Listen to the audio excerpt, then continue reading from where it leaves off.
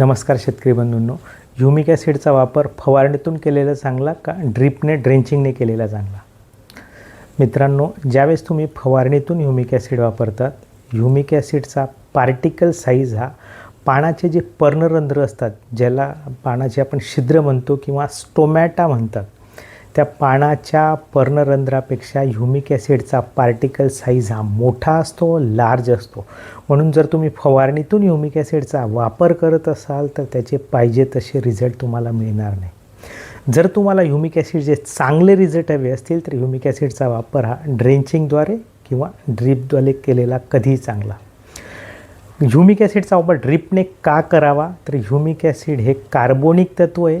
ज्यावेळेस तुम्ही जास्तीत जास्त कार्बोनिक तत्व वापरणार, कुठल्याही तुमच्या खराब जमिनी जर तुम्हाला सुधारायच्या असतील तर त्यासाठी कार्बोनिक तत्व हे शेतीसाठी अतिशय उपयुक्त असतं.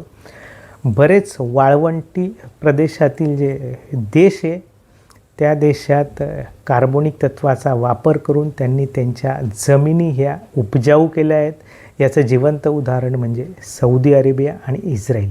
वाळवंटी जमीन होते पण पूर्ण कार्बोनिक तत्वाचा वापर करून ह्या देशांनी त्या जमिनी ह्या अतिशय उत्पादनक्षम केलेल्या आहेत.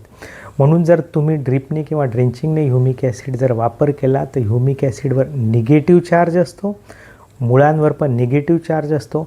ज्यावेळेस तुम्ही कुठलेही पॉझिटिव्ह चार्ज खतं देतात त्यावेळेस ते पॉझिटिव्ह चार्ज खतं एकतर लीच होत असतात किंवा मातीच्या कणाला चिकटून राहत असतात.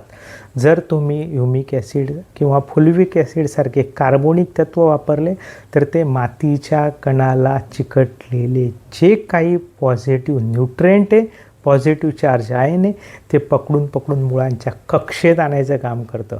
म्हणून तुम्हाला तुमच्या खताचा पुरेपूर उपयोग करायचा असेल, जमिनीची उत्पादन क्षमता वाढवायची असेल तर त्यासाठी तुम्हाला कार्बोनिक तत्व म्हणून ह्युमिक ॲसिडचा वापर करायचा आहे आणि तो पण ड्रेंचिंगद्वारे किंवा ड्रिपद्वारे. ओके, धन्यवाद.